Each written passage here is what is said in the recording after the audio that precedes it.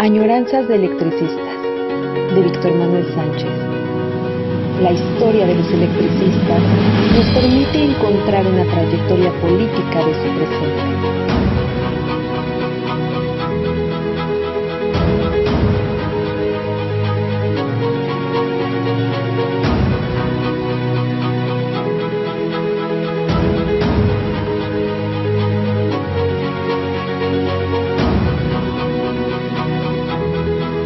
Comenzamos. Buenos días, buenas tardes, buenas noches. Como se dice siempre en estos medios, me pueden ver en el transcurso del día, a cualquier hora. Es la facilidad. Y son los lunes. Formalmente los lunes a las 4 de la tarde, el equipo de Radio ESME, que siempre está ahí apoyando, sube en Facebook y en YouTube el programa. Lunes a las 4 de la tarde cada 8 días desde 2018. Llevamos un rato. Y agradezco siempre al equipo de Radio ESME,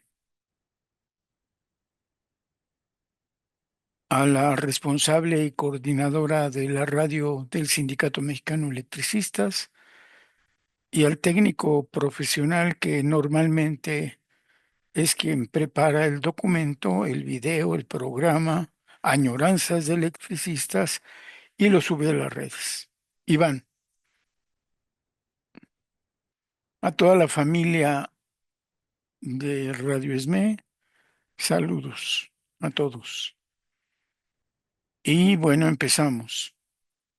Este es la historia del Sindicato Mexicano de Electricistas que he trabajado desde 1973.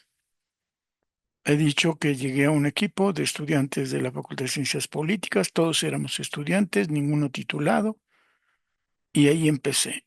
Y nunca me he retirado de la historia del ESME.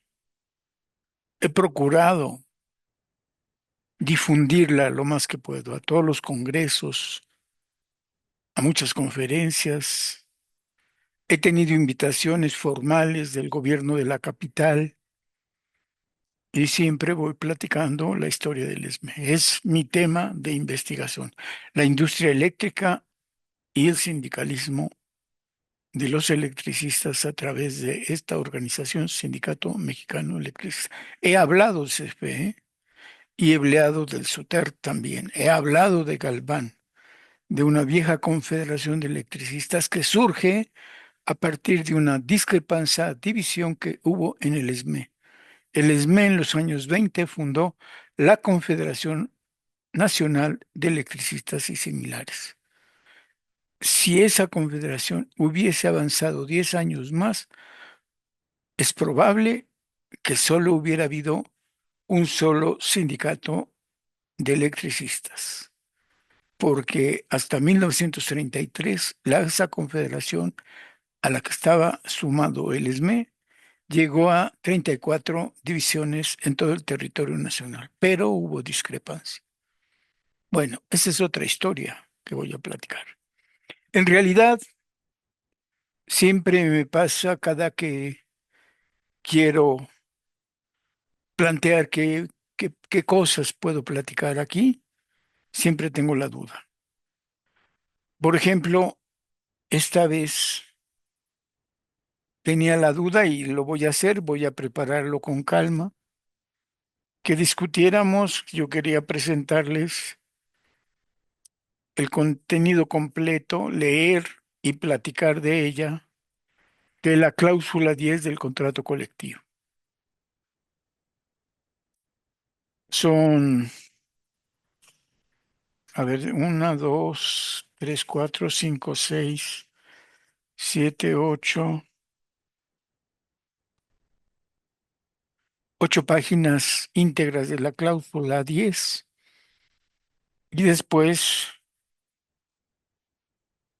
son 5 páginas de transitorias. Es interesante saber. Si no me alcanzara el tiempo, bueno, yo creo que sí, pero eso quería plantear. El contrato colectivo tiene al final convenios. Y también estaba pensando,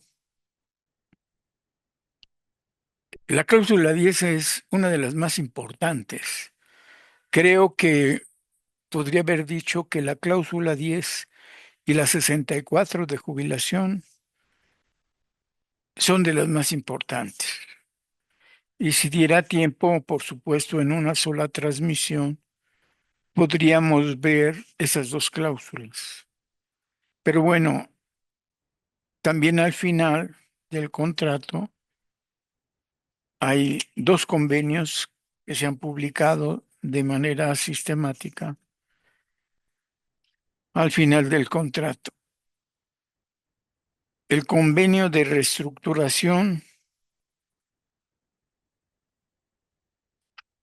de 1966 es un convenio muy importante que transformó radicalmente a la compañía de luz.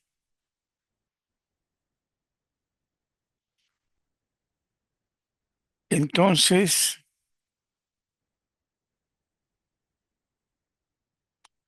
sería importante leer el convenio de reestructuración porque es el que dio pauta propiamente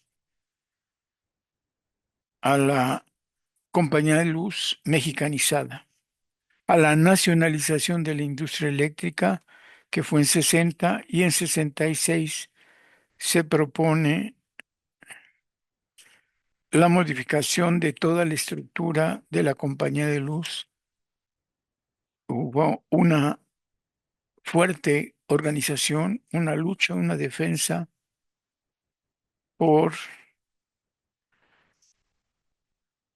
lograr una reestructuración acorde a las circunstancias de que no solo se impusiera el proyecto del Estado, del gobierno de aquellos años, sino que se tomara en cuenta la petición de los trabajadores. Viene también el convenio del nuevo organismo. Y entonces dudé. Bueno, lo que quiero decir es que hay materia para más programas. Nunca había desglosado yo parte del contrato colectivo. En la duda, también está este libro.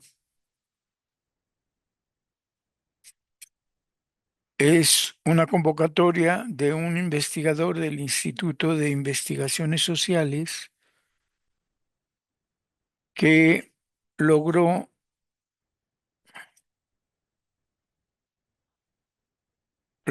hacer conferencias componentes que trabajamos los sindicatos nacionales. Y entonces hay un tomo de sindicatos petroleros, de mineros, metalúrgicos, de industrias dinámicas, de telefonistas, de la educación, del sindicato bancario o de los trabajadores bancarios y de electricistas.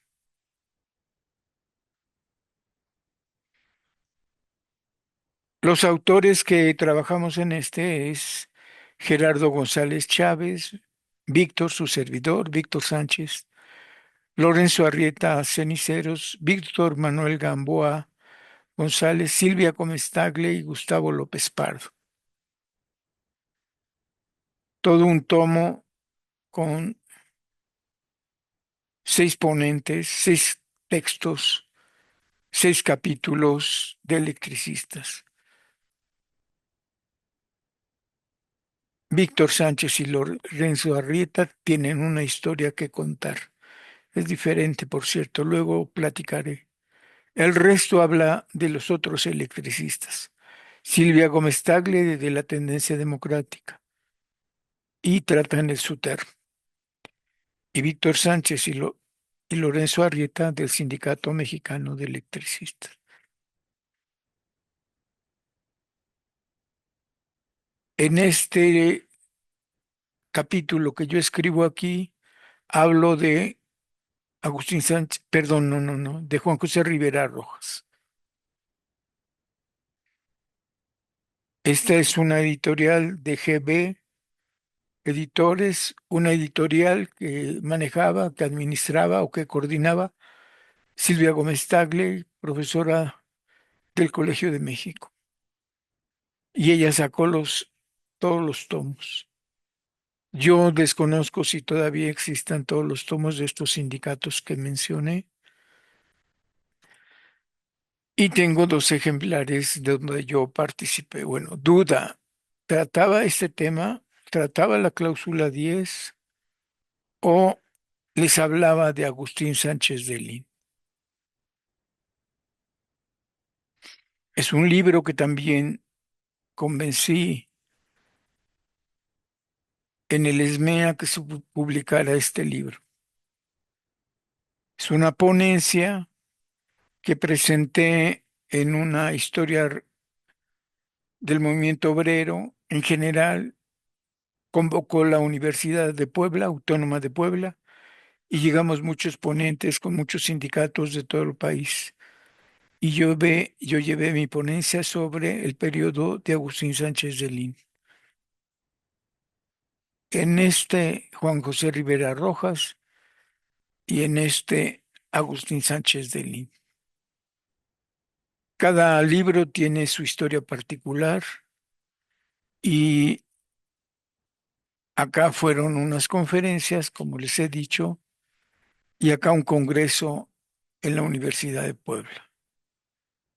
Traté durante mucho tiempo de acudir a cuanto congreso sobre historia obrera se presentaba y Óscar Alzaga, un buen amigo, un abogado laborista, que luego llegaba, nos encontrábamos en los congresos, en las ponencias, me decía entre guasa y guasa que yo siempre estaba hablando muy bien del ESME. Le digo, pues que tengo la culpa. Es una etapa histórica muy interesante. ¿Cómo no voy a hablar del movimiento de Borónica y de Agustín Sánchez de Lin? Por supuesto. Bueno, entonces, este libro son 240 páginas. He dicho, y bueno, me entra la duda, ¿qué capítulo trato aquí de este tipo de cosas? Hay dos ponencias extra, una del propio Agustín Sánchez de Lin. Este periodo de Agustín Sánchez de Lin toca definitivamente un periodo controvertido en la historia de México y del movimiento obrero. Agustín Sánchez de Lin es el secretario general del ESME en tiempos en que Demetrio Vallejo, el líder ferrocarrilero muy famoso, se lanza a huelga en ferrocarriles nacionales. Hay un debate aquí sobre esto. Agregué como anexo una ponencia de Agustín Sánchez de Lin, que un día coincidimos en un foro sobre movimiento obrero. Él iba a hablar de la posición de él como secretario general, como ESME, cuando el movimiento de Vallejo. Y el libro, hay una buena parte que habla del movimiento de Vallejo y de la relación que el ESME tuvo con Demetrio Vallejo. Es interesante. Bueno, probablemente les digo, hay tema para rato. Me entra la duda de qué tratar, pero sé que tengo material para un buen rato todavía. Este es Revista Lux. Este es cuando yo les digo que en la UNAM este tipo de trabajo es una revista completa que yo elaboré, 120 páginas. Se entregó cuando el ESME cumplió 70 años. No sé cuántos ejemplares, pero se repartió el 14 de diciembre cuando el ESME cumplió 70 años. El título es 70 años de democracia.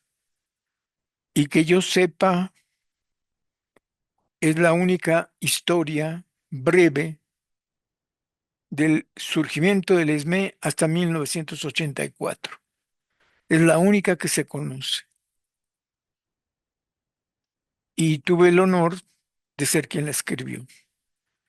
Los 70 años de la historia del ESME, de 1914 a 1984, está en esta revista Lux de aniversario. Y nunca he leído ninguna parte de ellas. Y he hablado del surgimiento, pero tomando a partir de que escribí un libro completo de más de 500 páginas sobre el surgimiento, que ya lo he comentado aquí. Esta revista Lux la trabajé para el... Yo tenía conocimiento de un compañero Lima y de Uciel, que era el jefe de redacción de Lux. Los conocíamos y ellos un buen día me dijeron, oye, viene el aniversario de 70, ¿por qué no escribes la historia del ESME? Y pues lo hice, y esta revista completa que elaboró Víctor Sánchez y que el formato de la misma, este formato con todo y fotografía se elaboró en la redacción de la revista Lux. Aquí podría escoger cualquier capítulo. Tiene 6 capítulos y podría yo tratar un capítulo por programa o un capítulo con 2 programas de añoranzas de electricistas. Me entra la duda, les digo. De este mismo tamaño fue el esfuerzo 5 años después, con esta revista.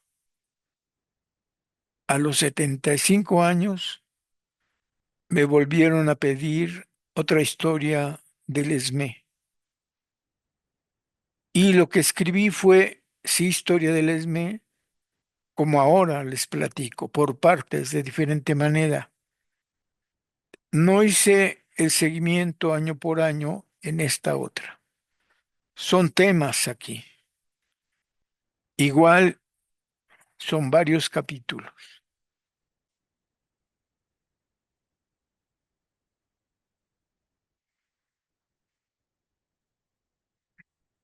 Tengo un recado, por cierto, aquí en medio.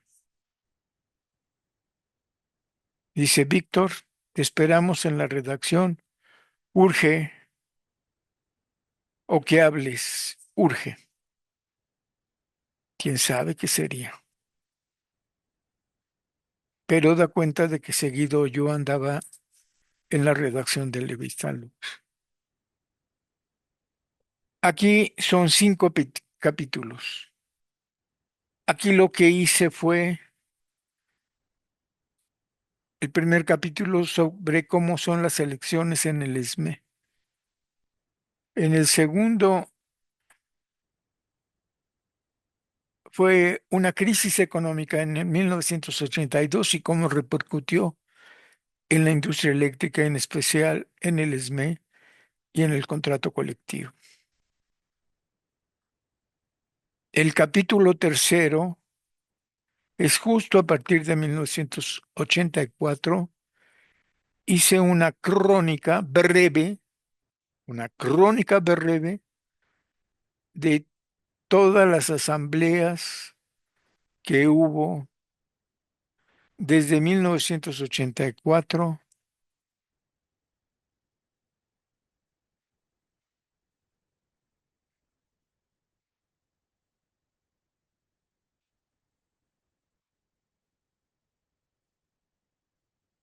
hasta los 75 años del ESMI.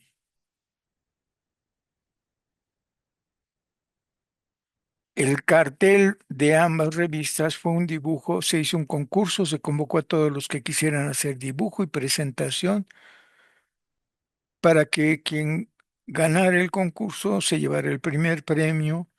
Parte del premio era publicar la portada de la revista Lux.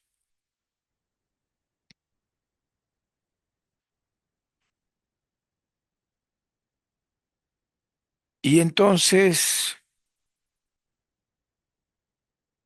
a los 75 años se hubo una gran asamblea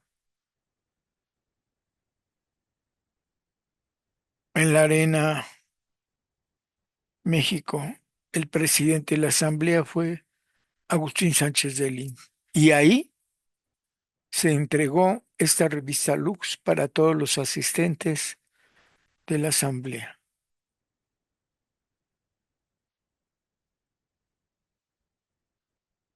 Y entonces, insisto,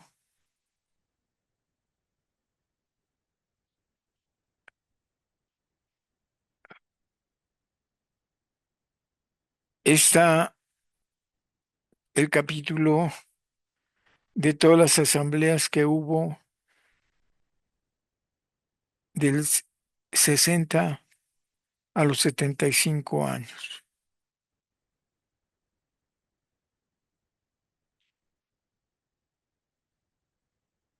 Un resumen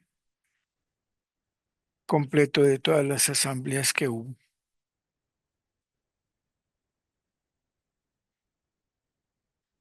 En este periodo tocó la huelga del 87. Es el siguiente capítulo. El capítulo cuarto, huelga de los trabajadores, es la huelga del 87. Y la característica de la huelga es que no traté lo que fue la discusión o el debate o lo que dijeron los periódicos. No, me fui a recorrer las 11 divisiones del ESME y hacer entrevistas en Cuandó, en Alameda, en Cuernavaca, en Pachuca, en Temazcaltepec. Y es lo que pasó en cada una de las divisiones en la huelga de 87. Esta es la duda. Hay material. He trabajado un buen rato sobre el sindicato. Entonces, tengo para rato. Espero tener suficiente fuerza. Voluntad tengo. Espero tener fuerza para seguir contando la historia. Ya me jubilé de la UNAM.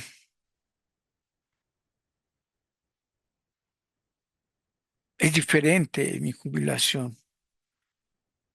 Tengo una jubilación. En el ISSSTE no se llama jubilación, se llama pensión. Y en el ISSSTE las pensiones en nada se parecen a las de compañía de luz. Pero en fin, no es queja, es solo decirles que me jubilé y pues de cierta manera ya no, a partir de la pandemia no he podido ir más al ESME, espero regresar a Secretaría de Actas y Acuerdos porque yo todavía no revisé completamente todos los libros de actas. Y entonces,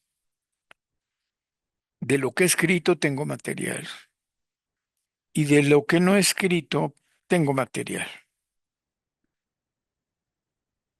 Quizá muchos no recuerden este folder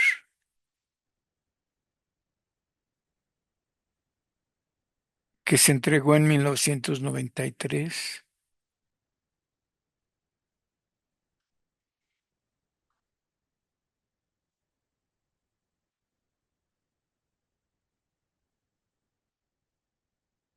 y que tiene de documentos básicamente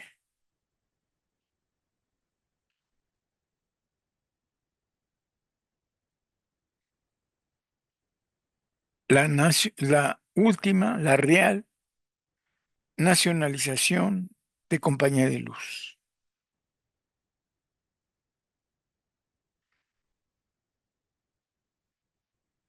Y además, el convenio que se entregó finalmente en esa revisión de contrato en 1989 y sus resultados que tuvieron como consecuencia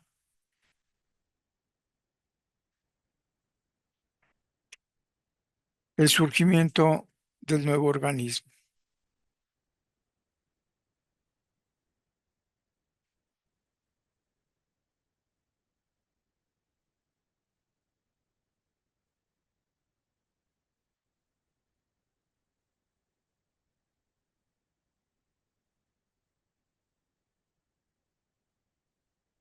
Y entonces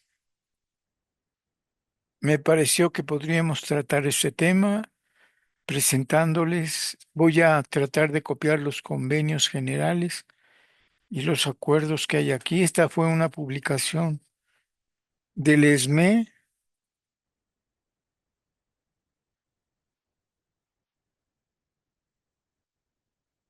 y que podríamos tratar bien el tema de qué sucedió con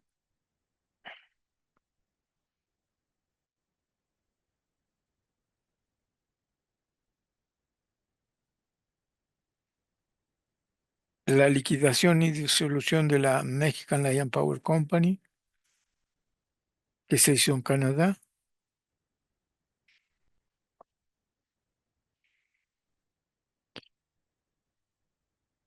y la revisión salarial del año 93 de lo que se sucedió precisamente y cuál fue el resultado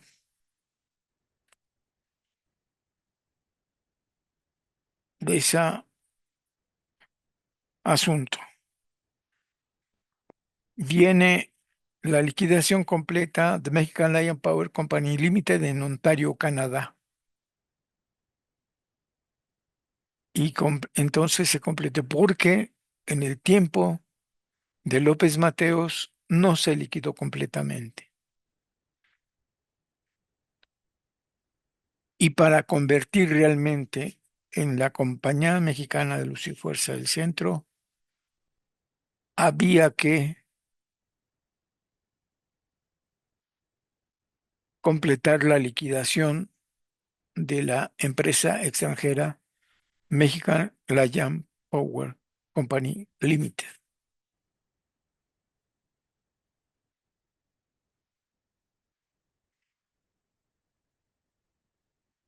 Y entonces sucedieron muchas cosas. Por ejemplo, aquí hay un cuadro,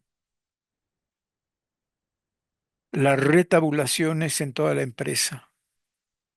Y viene la lista de los departamentos, de las retabulaciones a partir de esto que fue imponente.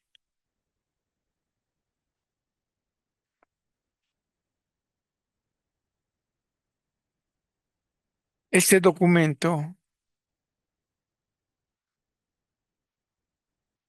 aparece en las firmas, por ejemplo, el secretario de Trabajo y Previsión Social era Arsenio Faril Cubillas, el secretario de Energía era Emilio Lozaya Talman, y el director de las empresas, Comisión Federal y Compañía de Luz y Fuerza, era Guillermo Guerrero Villalobos. Que por cierto, este Guillermo Villalobos seguramente está en la lista de los jubilados con muchos pesos que acaba de anunciar en la mañanera Claudia Sheinbaum Pardo. Gente que vino uno, 2 años, 4 máximo, y se jubilaron aprovechando justamente las condiciones que tenían de organismo autónomo e independiente la compañía de luz. Entonces, este documento este folder tiene varios documentos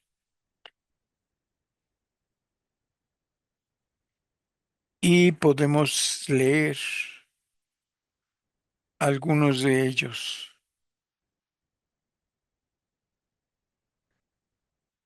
Les voy a leer uno y después me voy al principio.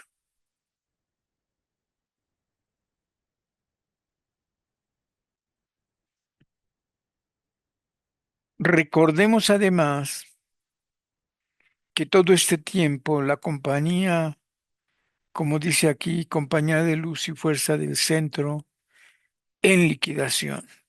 El nombre oficial desde 1975 fue Compañía de Luz y Fuerza del Centro, Sociedad Anónima, en liquidación. Algo va a ocurrir con eso. En principio, la liquidación desde 1975, y por cierto, en el contrato colectivo viene la ley donde se declara en liquidación la compañía de luz. Liquidación quiere decir va a desaparecer. En diciembre de 1975, Luis Echeverría declara en liquidación. Desaparece propiamente. He hablado de las transitorias. Se publica la ley del Servicio Público de Energía Eléctrica y en las transitorias viene, o sea, no dentro de la ley, sino al final y en transitoria viene, se declara en liquidación la Compañía de Luz y Fuerza del Centro a partir de diciembre de 1975. Es decir, la van a desaparecer. Es decir, se declara en quiebra y la alternativa podría ser despido de todos los trabajadores y pago de indemnización a todos los trabajadores de compañías. Eso significaba liquidación. Significaba que no más inversiones en compañía de luz. Diciembre de 1975 se declara la muerte desde presidencia con un decreto oficial en el Diario de la Federación, la muerte de compañía de luz. Ya un día veremos que no sucedió, pero mientras empiezan más fuertes los ataques. Desde 1960 los ataques contra el SME se iniciaron. No fue contra el SME, fue contra el crecimiento de la Compañía de Luz y Fuerza del Centro. La estrategia de industria eléctrica mexicana, de la Industria Nacional Eléctrica Mexicana, es decir, el proyecto de nacionalización, en realidad se dividió en apoyo fuerte y fundamental a la Comisión Federal y debilitamiento de la compañía de luz. Del 60 al 75, esa fue la estrategia para la industria eléctrica mexicana. Y en 75 dan el remate. Luis Echeverría declara la liquidación completa de la Compañía Mexicana de Luz y Fuerza del Centro. Todos los papeles, todos los oficios, a partir de 1975, es Compañía Mexicana de Luz y Fuerza del Centro en liquidación. Y les voy a leer este documento de abril del 93, abril 7 de 1993, dirigido al secretario general.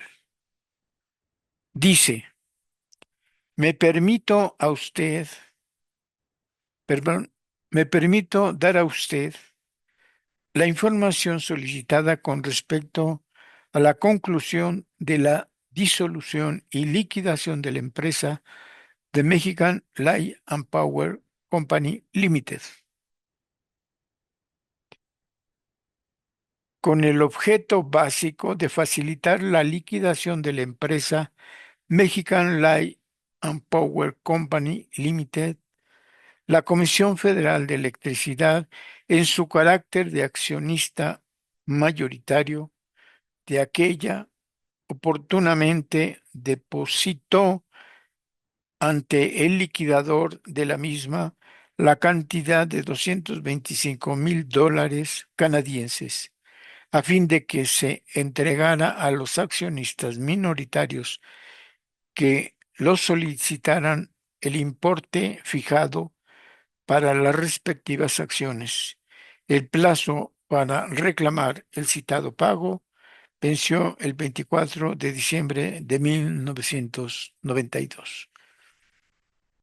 El accionista mayoritario, Comisión Federal de Electricidad, alerta. Se lo entregan en las oficinas del ESME. Lo anterior tiene como soporte el fallo firme que la Corte de Ontario, Canadá, dictó aprobando la liquidación de MexLight, así como los acuerdos celebrados entre CFE y el liquidador para efectuar el citado pago. Queda como accionista mayoritario Comisión Federal de Electricidad. Y está pendiente la duda. ¿Y entonces qué pasa con Compañía de Luz? Sigue ese oficio dirigido al ESME. El 23 de noviembre de 1992, el abogado Brian Westlake del despacho, permítanme,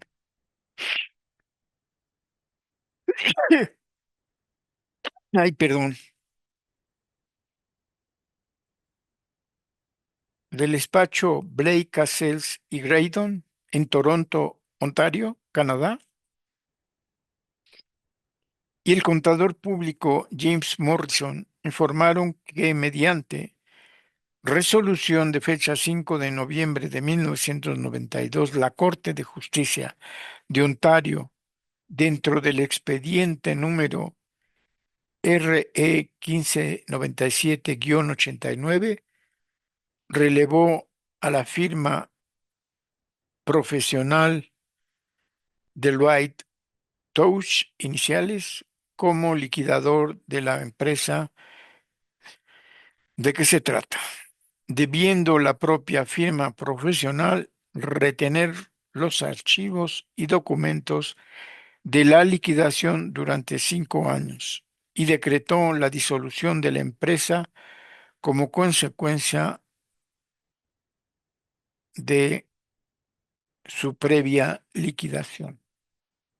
Se pagaban las acciones que faltaban y en automático se liquidaba en Ontario The Mexican Light and Power Company Limited.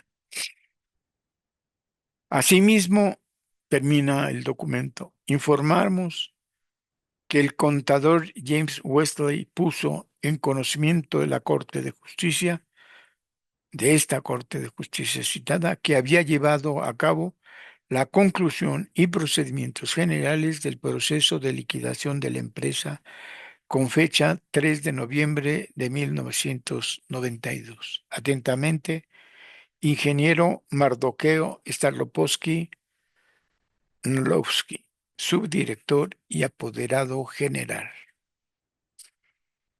Tendremos que leer y presentar a ustedes lo que sigue, porque entonces sí,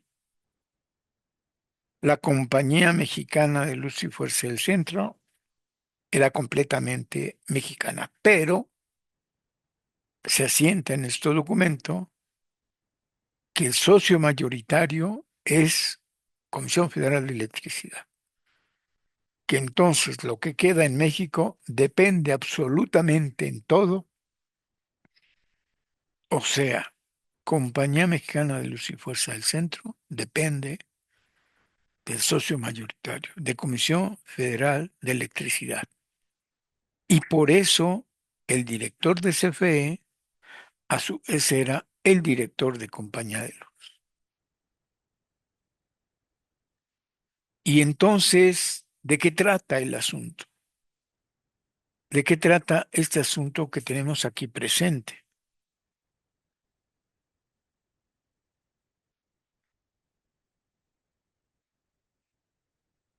¿De qué trata este pequeño folleto?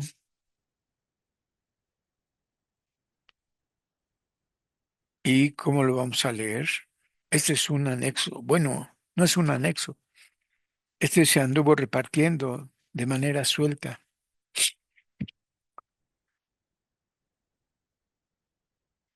Y para el recuerdo, de hecho, todo lo que caía en mis manos, yo siempre lo guardé como este, y entonces lo guardé donde correspondía. En este folleto que la dirección del sindicato repartió en 1993.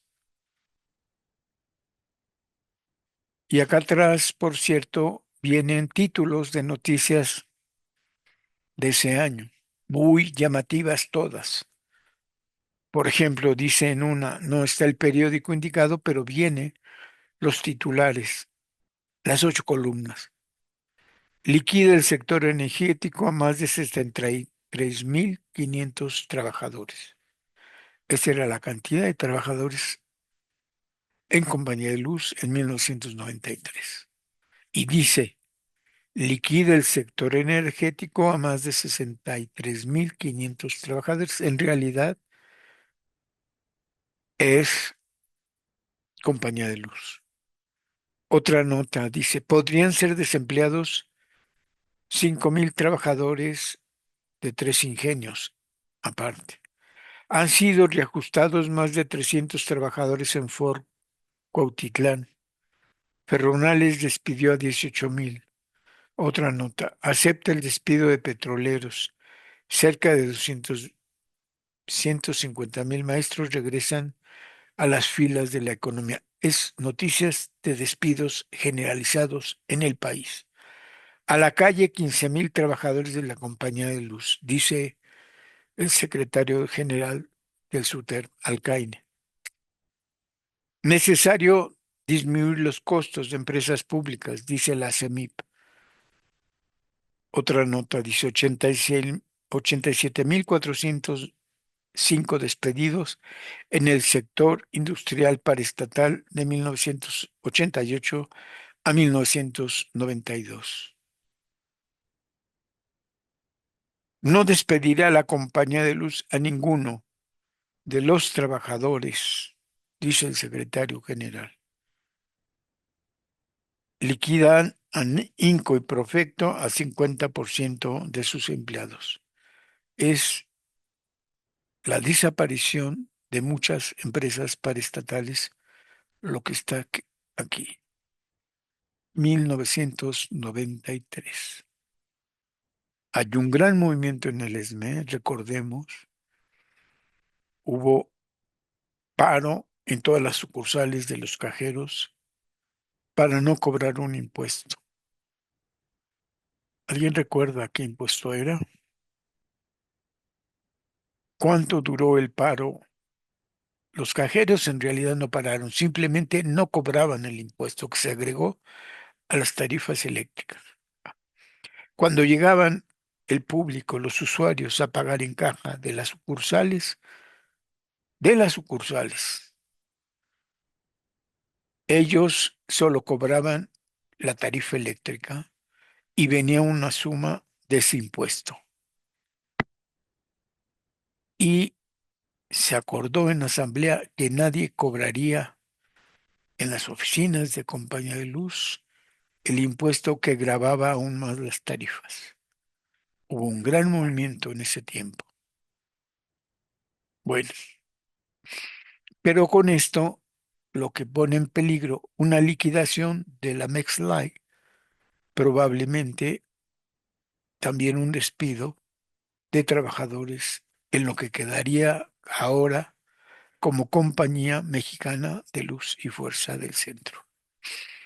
Todo el periodo del 75 hasta el nuevo organismo fue un ataque constante a la compañía de luz, al contrato colectivo y en ese sentido al Sindicato Mexicano de Electricistas. Y entonces dije que de qué hablamos. Pues me encontré este folder. Ya les leí lo que Mardoqueo Stapolowski comunica al secretario general sobre la liquidación formal en abril 7 de 1993. Abril 7, a un mes de la revisión del contrato colectivo de trabajo. ¿Alguien recuerda qué fue lo que pasó? ¿Cómo fue que pasó lo que pasó?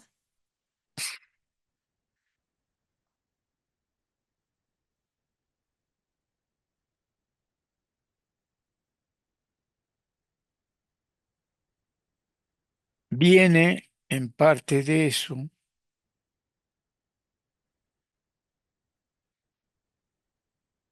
que a esto vamos a llegar, quizá no ahora, pero me da pauta para que lo tratemos con posteridad. Viene el convenio de asunción de pasivos de la Compañía de Luz y Fuerza del Centro y compañías asociadas en liquidación por parte del gobierno federal. Es la revisión del contrato de 1993 y todavía aparece aquí este convenio de asunción de pasivos para la liquidada Compañía Mexicana de Luz y Fuerza del Centro. Voy a leer este oficio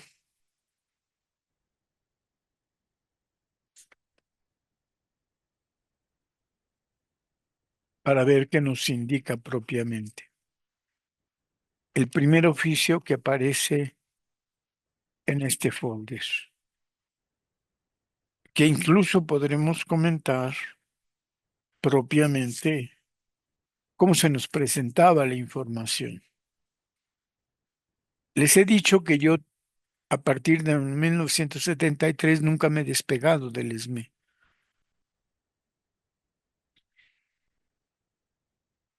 porque me dediqué a investigar lo más que pude, de manera integral, con calma, con paciencia, todo lo que pasaba al Sindicato Mexicano de Electricistas. Y siempre procuré, insisto, en presentar resultados. En este ciclo de conferencias es una ponencia diferente a este Congreso de Movimiento Obrero de Historia Regional en la Universidad Autónoma de Puebla. Y esto es diferente, por supuesto, a esto, de tal manera que los avances que tengo de la historia del ESME se parece a mis añoranzas de electricistas. Cada una cuenta un asunto, lo trato de ser lo bastante concreto y específico, y en este caso vamos a continuar la lectura. Dice,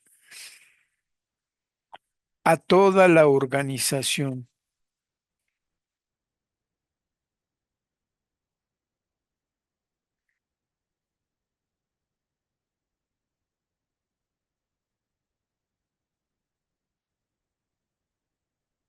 curiosamente,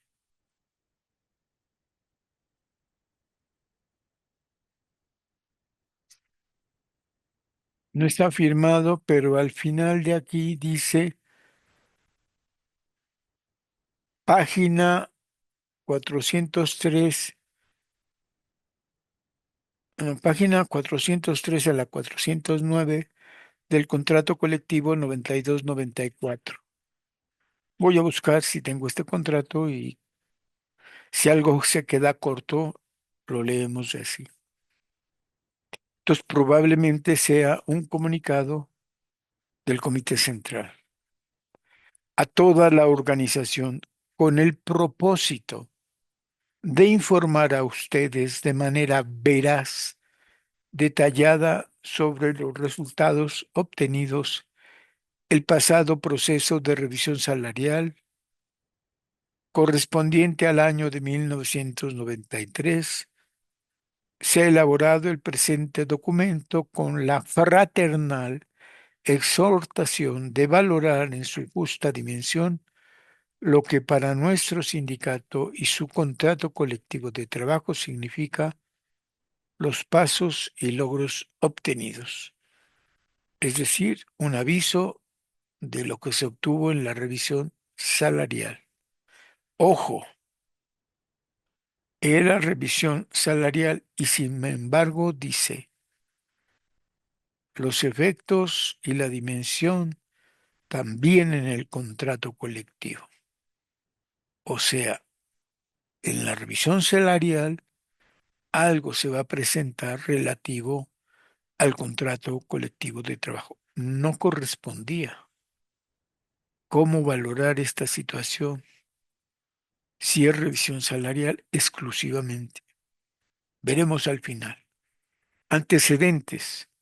Como resultado de la revisión salarial del año 1989, se firmó el 14 de marzo de ese mismo año un convenio frente al secretario de Energía, Minas e Industria Paraestatal, el secretario de Trabajo y Previsión Social, el director general de la Compañía de Luz y Fuerza del Centro, perdón, perdón, y sus asociadas, el subdirector y apoderado general de la Compañía de Luz y Fuerza del Centro y sus asociadas, el Sindicato Mexicano de Electricistas, en el que se destacan los siguientes puntos. Todo el aparato del Estado, todos los integrantes de las secretarías que forman parte del Consejo de Administración de Compañía de Luz firman, más el ESME. Inciso A.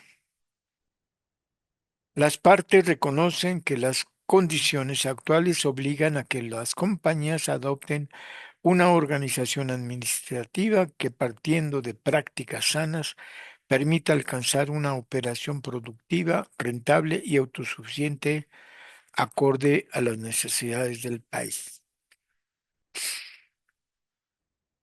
Ahí viene que pongamos atención a cómo se van generando los documentos. B.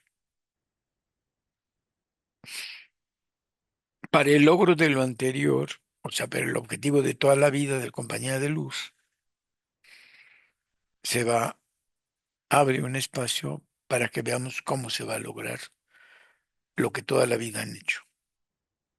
El Sindicato Mexicano de Electricistas reconoce la facultad de las compañías para administrar plenamente sus recursos, así como para introducir las innovaciones tecnológicas y operativas que sean necesarias para la prestación del servicio conforme a lo supuesto en el contrato colectivo de trabajo.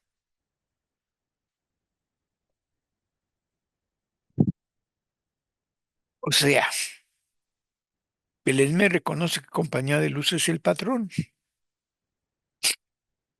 Bueno, ya van dos incisos.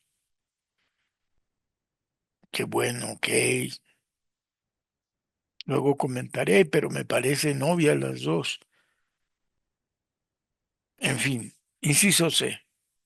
O sea, cuando el ESME no ha reconocido que el patrón es el patrón, que la compañía es la compañía y la compañía organice, dirige, planea, financia, todo. Bueno,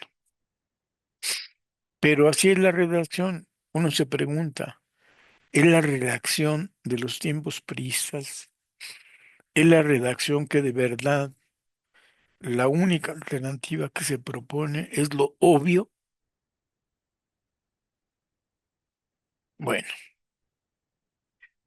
es probable que necesitamos analizar el conflicto, qué tipo de conflicto se presentó y si, por ejemplo, es un conflicto nacional como la contraportada pone, es una situación de crisis económica donde están despidiendo a todo mundo y lo que hay que defender es el empleo. Puede ser, pero para mí tiene sus asegúnes.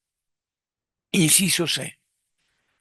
La Secretaría de Energía, Minas e Industria Paraestatal promoverá ante el Ejecutivo Federal una iniciativa a efecto de someter ante el Congreso de la Unión la modificación de la Ley del Servicio Público de Energía Eléctrica que establezca el marco jurídico que posibilite la constitución de un organismo descentralizado con personalidad jurídica, denominación y patrimonio propios, el nuevo organismo. Es entonces la Secretaría de Energía la que va a promover el nuevo organismo. ¿Cuándo prometió? ¿Cuándo se convino? ¿En qué año llegó Salinas de Gortari a Necaxa en un helicóptero y ahí dijo, el nuevo organismo se va a crear? Y aquí dice que lo va a promover la Secretaría de Energía, Minas e Industria Paraestatal. Bueno, cuya finalidad sea el suministro del servicio público de energía eléctrica en la zona centro del país y que hasta ahora ha sido atendida por la Compañía de Luz y Fuerza del Centro S.A. y subsidiarias. La reforma mencionada representará el esfuerzo del gobierno federal para garantizar la preservación de la fuente de trabajo y la titularidad del contrato colectivo de trabajo, en respuesta a las demandas que formuló el Sindicato Mexicano de Electricistas y a los compromisos que asume. El ESME procura y está atento a la creación. Es curioso que cuando uno lo lee, dice, hay Compañía Mexicana de Luz y Fuerza del Centro, pero hay que crear una Compañía Mexicana de Luz y Fuerza del Centro para que esa nueva compañía haga lo mismo que la otra compañía. En ninguna parte de acá dice el nuevo organismo.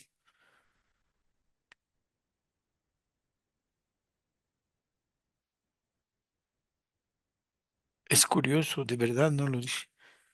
Bueno, sí dice un organismo descentralizado, que al final se va a llamar igual. Bueno, ok.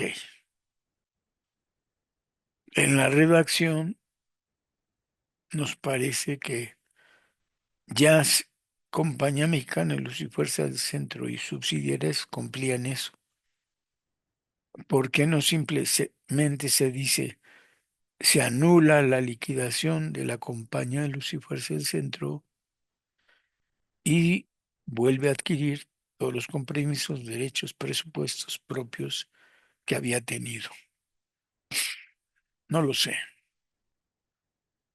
Como diría mi abuelito, cuestión de leguleyos, probablemente. Bueno, el ambiente político en general siempre fue de otra calaña, de otra perspectiva. Pero seguimos con el documento. Inciso D de dedo. Con base en lo anterior, las partes se obligan a realizar las consultaciones necesarias para alcanzar la autosuficiencia financiera e incremento en la productividad de que se habla en el presente, de tal suerte que se alcancen índices equivalentes a los del resto del sector eléctrico nacional. el viejo lenguaje de la industria eléctrica mexicana se cambia por sector eléctrico.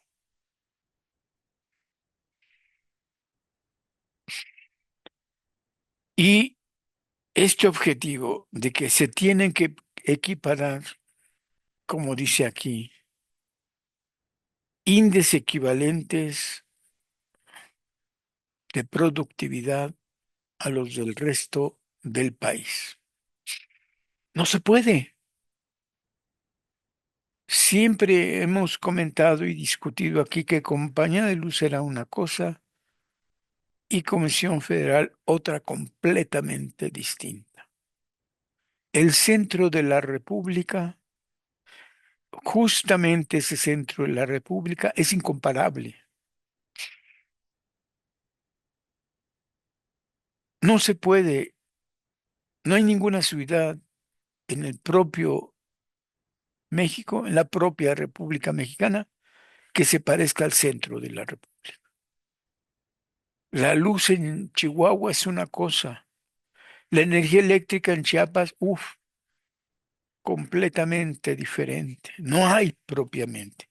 Es el centro generador más grande de energía eléctrica, la península, Chiapas, Oaxaca, y el sureste, pues. Y sin embargo no tienen, en esta fecha en especial, en este 1993, no tienen energía eléctrica. Baja California, Monterrey no es la Ciudad de México. Querétaro no es la Ciudad de México.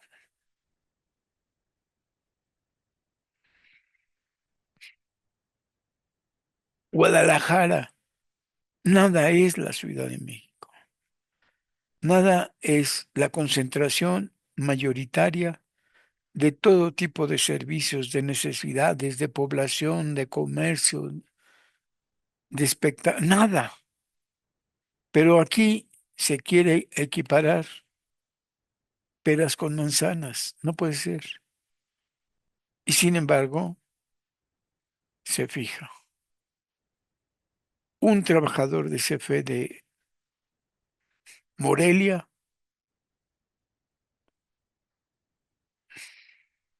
de Michoacán, no se compara a cualquier trabajador de cables subterráneos de la Ciudad de México. No hay comparación. Es probable que en Michoacán no haya siquiera cables subterráneos. La alta tensión de Michoacán no es comparable con la alta tensión de la Ciudad de México. Y sin embargo, se dice hay que igualar. Hasta yo diría lo más sencillo, un bolillo no es una telera, punto. Un pan dulce no es un bolillo.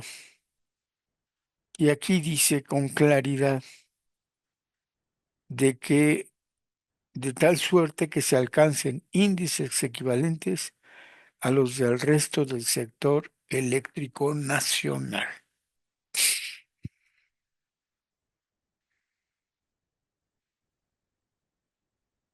Bueno, así está. Aquí es probable que tengamos ya hipótesis de los próximos acontecimientos en la compañía de luz y en lo que va a venir después. Siguiente párrafo. Ya se acabaron los incisos, nada más hubo A, B, C y D. Dando cumplimiento a los compromisos contraídos en el convenio 14 de marzo de 1989 y en particular a lo mencionado en el punto C anterior, o sea, en los indicadores de productividad de lo incomparable, de lo no se puede hacer equivalente, el Ejecutivo Federal sometió ante el Congreso de la Unión la iniciativa de reforma a la Ley del Servicio Público de Energía Eléctrica, misma que fue aprobada y dio origen al decreto del 21 de diciembre de 1989, publicado en el Diario Oficial de la Federación el día 27 del mismo mes y año, y del que se mencionan los aspectos más importantes. Se reforma el artículo cuarto transitorio del Servicio Público de Energía Eléctrica. Se reforma la ley de Luis Echeverría. Artículo cuarto, primer proyecto de modificación.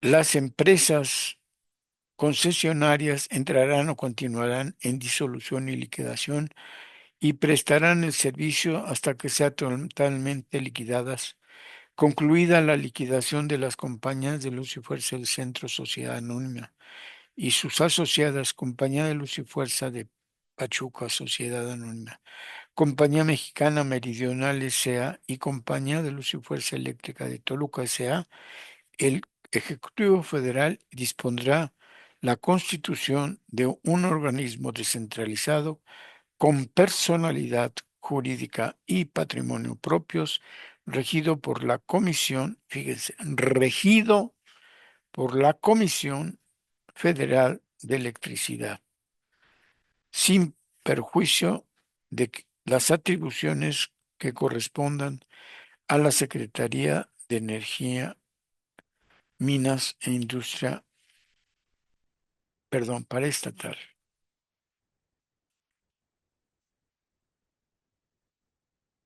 El que tendrá a su cargo la prestación del servicio que ha venido proporcionando dichas compañías. El decreto de creación del organismo establecerá, con arreglo a esta disposición, la estructura, organización y funciones que tendrá el propio organismo para el adecuado funcionamiento de sus fines. Artículo 4. Cuarto, modificación definitiva, o sea, el anterior es proyecto de modificación y este es el definitivo. Las empresas concesionarias entrarán o continuarán en disolución y liquidación y prestarán el servicio hasta ser totalmente liquidadas, concluida la liquidación de la Compañía de Luz y Fuerza del Centro S.A. y de sus asociadas Compañía de Luz y Fuerza de Pachuca S.A., Compañía Mexicana Meridional de Fuerza S.A., Compañía de Luz y Fuerza Eléctrica de Toluca S.A. En acuerdo, el Ejecutivo Federal dispondrá la constitución de un organismo descentralizado con personalidad jurídica y patrimonio propios, el cual tendrá a su cargo la prestación del servicio que